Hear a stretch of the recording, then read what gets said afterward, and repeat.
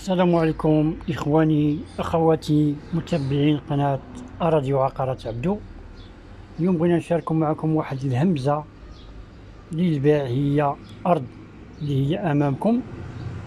أرض ديالنا تيتر فونسي، فيها الخيط ديال الطروافيل، كتبعد على مدينة خميسات بحوالي 8 ديال الكيلومتر، والقدرون من أمامها، والثمن ما كيتعداش 110 المليون، يعني 170 ألف متر مربع، اللي هي 17 هكتار.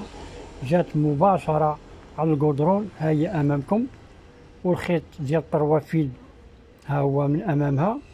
والناس راهنا دايرين بسنات، دايرين أشجار، دايرين أشجار زيتون، خروب إلى آخره. والأرض راها جات مباشرة على القدرون، وجات كتبعد على مدينة الخميسات في اتجاه مكناس، في طريق واد بهت.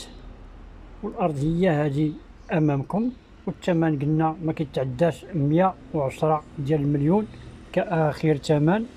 واللي بغى هاد البلاد ما عليه غير يتصل على قناة أراضي وعقارات عبدو، وغادي يلقى الرقم أسفل الشاشة، وغادي نجيبوه إن شاء الله حتى هنا يطلع عليها. ها هما الناس كيبانوا لكم دايرين أشجار متنوعة،